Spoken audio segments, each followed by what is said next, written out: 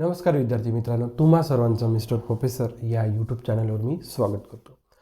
This is our video lecture number 11 and as usual we are discussing the PVIQs, okay, previous year questions from the chapter superposition of waves, and जे काही दोन्ही questions आहेत, okay. The first one is from the Maharashtra CET 2019 and the second one is repeated 3 times, okay. 3 वेळा महाराष्ट्र CETला तो question repeat झाला. 2017, 2020 आणि 2021 consecutive year, okay. आणि दोन्ही जर क्वेश्चन्स बघितलं, सिम्पल डायग्रामवर डिपेंड, सिम्पल डायग्राम, ठीक आहे. चल बघा, आपण न्यूमरिकल नंबर पहिल्यापासून सुरुवात करूया. Solution for the numerical number first. बघा, दोन्ही क्वेश्चन्स सोडवण्याच्या अगोदर एक छोटूसं एक बेसिक कॉन्सेप्ट शिकून घेऊया, ठीक आहे. ओके, बघा, ओके, हा झाला तुमचा फंडामेंटल मोड, ओके. बेसिकली हा झाला तुमचा फंडामेंटल मोड, ओके. येतं लक्षात? हा झाला तुमचा फंडामेंटल मोड, ठीक आहे. ओके, त्यानंतर सेकंड, ओके. ओके, याला दोन शब्दात आपण म्हणू शकतो, एक तर फर्स्ट ओव्हरटोन और सेकंड हार्मोनिक. येतं लक्षात? Okay, third, first second third, first second third, याला आपण म्हणू शकतो एक तर सेकंड ओव्हरटोन और थर्ड हार्मोनिक. बस हे एक शब्द लक्षात ठेवा. या शब्दांवरून आपण डायग्राम कशी काढली ते लक्षात ठेवा. फंडामेंटल मोड, फर्स्ट ओव्हरटोन म्हणजे 2 लूप. सेकंड ओव्हरटोन म्हणजे 3 लूप, 3 लूप, ओके. सेकंड ओव्हरटोन म्हणजे 3 loops. Second harmonics 2 loop, third harmonics 3 loop. शब्द लक्षात ठेवा. फंडामेंटल मोड म्हणजे अशा प्रकारचा लूप, ओके. जसं इथं शब्द उच्चारला आहे त्यांनी, second harmonic, third harmonic, okay, किंवा सेकंड ओव्हरटोन, थर्ड ओव्हरटोन, लक्षात ठेवा. याचं लक्षात, ओके. जेव्हा फर्स्ट ओव्हरटोन म्हणतो तेव्हा 2 लूप, जेव्हा सेकंड ओव्हरटोन म्हणतो 3 लूप, म्हणजे एकपेक्षा जास्त ओव्हरटोनच्या केसमध्ये. हार्मोनिक जर म्हणत असाल तर जेवढे म्हटलं आहे तेवढे, second harmonic 2 loop, third harmonic 3 loops. येत्या लक्षात? हे शब्द लक्षात ठेवा.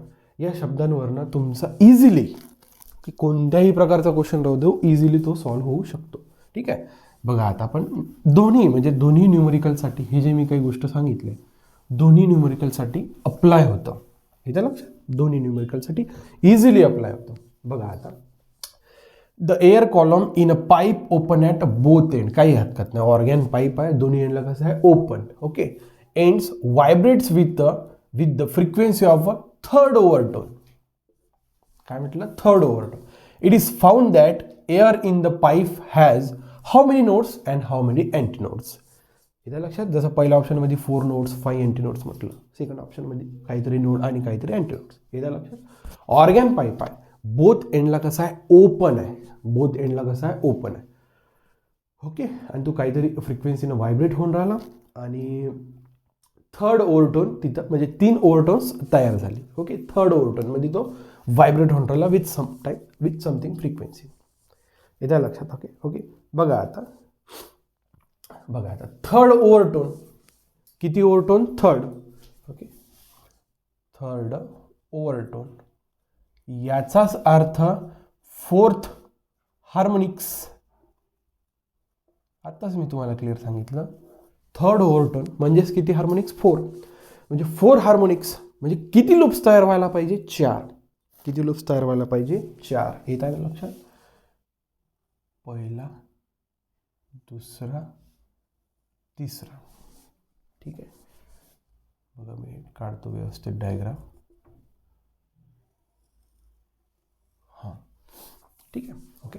आता जो काही चौथा लूप आहे, बघा, चौथ्या लूपचा हाफ पोर्शन इकडे काढतो आणि हाफ पोर्शन इकडे काढतो. असं का बरं झालं याचंही स्टेटमेंट तुम्हाला सांगतो. जसं मी तुम्हाला आत्ता सांगितलं, थर्ड ओव्हरटोन म्हणजे 4 लूप्स यायला पाहिजे, 1 2 3 4, 1 2 3 4, ओके. पण हे कधी आणि हे कधी? हे लक्षात बघा, जेव्हा दोन्ही आजूबाजूच्या दोन्ही पॉइंटला रिजिड सपोर्ट असतो तेव्हा असे क्लोज लूप तयार होतात. ओके, असे क्लोज लूप तयार होतात. परंतु या केसमध्ये काय झालं, जो काही ऑर्गॅन पाईप आहे, या केसमध्ये वरच्या केसमध्ये जो काही ऑर्गॅन पाईप आहे तो बोथ एंडला कसा आहे, ओपन आहे. त्याच्यामुळे लूप कुठे क्लोज होऊ शकतो का, नाही. याच्या लक्षात, जसं सोनोमीटर आहे, ठीक आहे, तुम्ही जसं सोनोमीटरचं एक्सपेरिमेंट तुम्ही 12वीत केलेलं आहे, ठीक आहे. तर हे जे दोन रिजिड सपोर्ट आहे, त्या लक्षात, हे जे दोन रिजिड सपोर्ट आहे, या रिजिड सपोर्टमध्ये इथे कुठेतरी आपण प्लग केल्यानंतर जे काही प्रोग्रेसिव्ह वेव्ह म्हणा, जो काही ट्रान्सवर्स वेव्ह तयार व्हायचा तो होतो. परंतु दोन रिजिड सपोर्ट आहे, त्याच्यामुळे जो काही वेव्हचा पॅटर्न तयार होणार तो क्लोज या फॉर्मॅटमध्ये. ओके, परंतु ऑर्गॅन पाईप ओपन असल्यामुळे याच्या लक्षात, कोणत्याही म्हणजे दोन्ही एंडला ओपन आहे, तो कसा आहे, दोन्ही एंडला ओपन आहे. त्याच्यामुळे 1 2 3 3 लूप्स, हाफ लूप इकडे आणि हाफ लूप इकडे. येतं लक्षात, ठीक आहे. 1 2 3 पूर्ण क्लोज लूप्स, आणि जो काही 14 लूप आहे बघा ना, ते याला आणि याला जर जोडलं तर आपण एक चौथा लूप तयार होतो. परंतु ऑर्गॅन पाईप बोथ एंडला कसा आहे, ओपन आहे. येतं लक्षात, याचं रिझन सांगितलं. ओके, तर आपल्याला विचारलं त्यांनी number of nodes and anti nodes. Simple झाली गोष्ट, काय झाली, सिंपल झाली, अतिशय सिंपल झाली. बघा आता, बघा, पहिला नोड, दुसरा नोड, तिसरा नोड आणि चौथा नोड. किती नोड्स आहे, 4 नोड्स आहे. 4 नोडवाला ऑप्शन बघा. बघा इथं 3 नोड आहे, इथं 3 नोड आहे, म्हणजे बी आणि डी ऑप्शन कॅन्सल झालं, ए आणि सी ऑप्शन राहिलं. Okay, how much antinodes बघा, first, second, third, fourth and fifth, 5 antinodes. किती, 5 अँटी नोड्स. त्याच्यामुळे option C is cancel. The option first one is the correct one, and the question is from the Maharashtra CET 2019. 4 nodes are there and 5 antinodes are there. Okay, the pipe they have given in which the wave is vibrating with some frequency. Okay, generating third overtones or fourth harmonics. Okay, the progressive wave generating in the third overtone or the fourth harmonics. Okay, which means the wave is forming 4 loops and 3 loops are closed, and at the both side, okay, the 2 loops are in the half portion. जे काही portions आहेत ते कसे close मध्ये नाही आहे तो. ठीक आहे, अशा पद्धतीने जर तुम्ही समजून घेण्याचा प्रयत्न केला, बघ फक्त डायग्रामवरून हा क्वेश्चन तुमचा सॉल्व्ह होऊ शकतो. येतं लक्षात. बघा, त्यानंतर आपण सेकंड जो काही न्यूमरिकल आहे त्याचं सोल्युशन घेऊन घेऊया. पॉसिबल आहे, इथे होऊ शकतो तो. बघा, सेकंड क्वेश्चन फार महत्त्वाचा आहे. 17, 20 आणि 21 3 वेळा तो महाराष्ट्र CET आलेला. ठीक आहे, बघा, in sonometer experiment the string of length L under tension, okay, under something tension, vibrates in second overtone, काही हरकत नाही, between 2 bridges, full stop. The amplitude of vibration is maximum at, काही हरकत नाही. ओके, कोणत्या पॉइंटला ॲम्प्लिट्यूड कसा राहतो म्हणतो, मॅक्सिमम. आपल्याला माहित आहे अँटी नोडवर आहे की नाही, अँटी नोडवर ॲम्प्लिट्यूड कसा राहतो, मॅक्सिमम, आणि नोडवर ॲम्प्लिट्यूड कसा राहतो, मिनिमम. आहे की नाही. जसं जसं आपण अँटी नोड टू नोडकडे शिफ्ट होतो तसा तसा ॲम्प्लिट्यूड काय होत चालला, छोटा. जसं जसं आपण अँटीनोडपासून नोड करत जातो ॲम्प्लिट्यूड कसा होतो, मॅक्सिमम. तर आपल्याला काय शोधायचं आहे, अँटीनोड्स शोधायचे आहे. या कंडिशनवरनं आपल्याला अँटीनोड्स फाइंड आउट करायचे आहे. ज्या ज्या पॉईंटला अँटीनोड आहे तिथे ॲम्प्लिट्यूड कसं, मॅक्सिमम. That's it. बघा, सेकंड ओव्हरटोन आहे आणि सोनोमीटरचा एक्सपेरिमेंट आहे, त्याच्यामुळे बोथ एंडला काय ब्रिज आहे. बोथ एंडला काय बघा, बिटवीन 2 ब्रिजेस. ओके, म्हणजे जो काही लूप तयार होणार तो क्लोज होणार. इथं लक्षात, क्लोज होणार. याच्या अगोदरच सांगितलं, बोथ एंडला तो जर सपोर्टेड असेल, तिथं ब्रिज असेल, तर तो जो काही लूप पॅटर्न तयार होणार तो क्लोज होणार. ओपन जर असेल तर या फॉर्मॅटमध्ये, बोथ एंडला जर ओपन असेल तर या फॉर्मॅटात. बघा, सेकंड ओव्हरटोन, इथं लक्षात, सेकंड ओव्हरटोन और थर्ड हार्मोनिक्स. इथं लक्षात, सेकंड ओव्हरटोन और थर्ड हार्मोनिक्स. ठीक आहे, म्हणजे 3 लूप आपल्याला तयार करायचे आहे. ठीक आहे, 1 2 3, काही हरकत नाही. ठीक आहे, बोथ एंडला ब्रिजेस असल्यामुळे तो क्लोज आहे. ठीक आहे, चला काय. आणि याची लेंथ किती म्हटलं आहे त्यांनी, जी काही स्ट्रिंग आहे त्याची लेंथ आहे कॅपिटल एल. आपल्याला आता माहीत आहे मॅक्सिमम ॲम्प्लिट्यूड. ठीक आहे, बघा याच्यात 1 2 3 4 नोड्स आहे आणि 3 अँटी नोड्स आहे, या पॉईंटला आणि या पॉईंटला. इथं क्लिअर झालं की 3 पॉईंटला अँटी नोड्स आहे, काही हरकत नाही. मग या 3 पॉईंट्स कोणत्या पॉईंटवर आहे? ठीक आहे, बघा आता टोटल लेंथ किती आहे, एल आहे. ठीक आहे, 0 पासून आपण सुरू करूया. ठीक आहे नाही, एल म्हणजे काहीतरी सेंटीमीटरमध्ये राहणार. ठीक आहे नाही, मिलीमीटरमध्ये राहणार, जी काही वेव्ह तयार होणार. ठीक आहे, सेंटीमीटर मीटर जो काही युनिट आहे तो युनिट राहणार. तर 0 पासून युनिट सुरू होईल, जसं 0 to 1 centimetre, 2 centimetre, 3 centimetre, something like that. ठीक आहे, आता बघा आपण याचे 6 पार्ट करूया.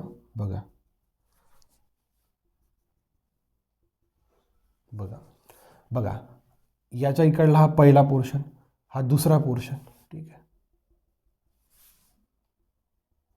बघा आपण छोटे छोटे 6 पार्ट केले. First part, second part, third part, fourth, fifth and sixth. म्हणजे हा जो काही एल होता याला किती पार्टमध्ये डिवाइड केला आपण? 6 छोट्या छोट्या पार्टमध्ये. 1 2 3 4 5 6. प्रत्येक एका पार्टमध्ये जो काही लूप आहे त्याचा हाफ पोर्शन येत आहे. जसा हा जर घेतला तर इकडला पोर्शन आला, हा घेतला तर हा पोर्शन आला. प्रत्येक लूपचा एक हाफ पोर्शन त्या पार्टमध्ये येऊन राहिला. ठीक आहे, म्हणजे एलला आपण किती वेळा डिवाइड केला? 6 वेळा. एलला आपण किती डिवाइड केलं? 6 वेळा. ठीक आहे, जसं बघा सुरू करूया. ठीक आहे, हा जो पोर्शन आहे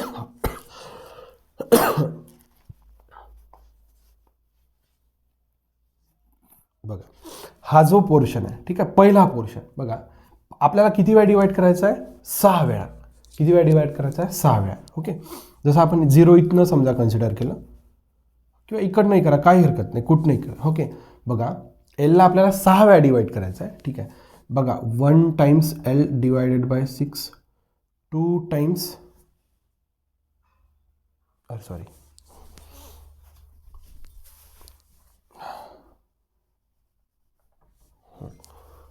बघा 1 times L divided by 6, 2 just minute. इथून एवढा जो काही पोर्शन येणार तो किती येणार? 1 मिनिट. L by 6. ठीक आहे, इथून एवढा जो काही येणार 5L बाय 6, हा किती येणार? 4L बाय 6, हा 3L बाय 6, हा 2L बाय 6. बरोबर आहे. ठीक आहे, काही हरकत नाही. बघा आपण एलला किती वेळा डिवाइड केलं? 6 वेळा. बघा L by 6, 5L by 6, 4L by 6, 3L by 6, 2L by 6 आणि 1 टाइम्स L बाय 6. ओके, आता कोणत्या पॉईंटला अँटीनोड आहे त्याला आपण राऊंड करून घ्या. बघा इथे अँटीनोड आहे, इथे अँटीनोड आहे आणि इथे अँटीनोड आहे. येत्या लक्षात? या पॉईंटला अँटीनोड आहे, या पॉईंटला अँटीनोड आहे आणि या पॉईंटला अँटीनोड आहे. बघा म्हणजे पहिला पॉईंट एक्सक्यूज मी, पहिला पॉईंट किती आहे? L by 6. Second 3L by 6 म्हणजे 2चा भाग गेला म्हणजे L बाय 2 आणि हा 5L बाय 6. या ठिकाणी अँटीनोड असल्या कारणाने ॲम्प्लिट्यूड कसा राहतो? Maximum. L by 6, L by 2, 5L by 6. Therefore the option number 4th one is the correct one and the question is from the Maharashtra CET 2017, 2020 and 2021. येतं ना लक्षात? जो काही एल पोर्शन आहे त्याला आपण 6 वेळा डिवाइड केलं equally. 1 times, 2 times, 3 times, 4 times, 5 times and last 6 times. Okay, 6 times L by 6. याचा अर्थ 6 get cancel, what remains? Just L. ठीक आहे नाही, 1 times L by 6, 2 times L by 3 times, 4 times, 5 times and 6 times L by 6. Therefore 6 get cancel, what remains? L. म्हणजे इथून आपल्याला 0 हा इथनं पकडावं लागणार. याच्या लक्षात? 0 इथनं पकडावं लागणार. ओके, म्हणजे 0 पासून सुरू गेलो आणि 6 टाइम्स एल बाय 6 याचा अर्थ 6 get cancel, what remains? Only L. म्हणजे 0 to एल किती वेळा डिवाइड केले आपण? 6 टाइम. असं एक सिम्पल काय म्हणू शकतो डायग्रॅमॅटिकली गणित होतं. याच्या लक्षात? असा जर प्रयत्न केला तर डायग्रामवाले पण क्वेश्चन सॉल्व करायला फार मोठी अडचण जाणार नाही म्हणजे नाही. आपला जर उपक्रम आवडत चालला सर तर नक्कीच मिस्टर प्रोफेसर या आपल्या यूट्यूब चॅनलला लाईक शेअर सबस्क्राईब करायला विसरू नका. So thank you for watching. See in the next video.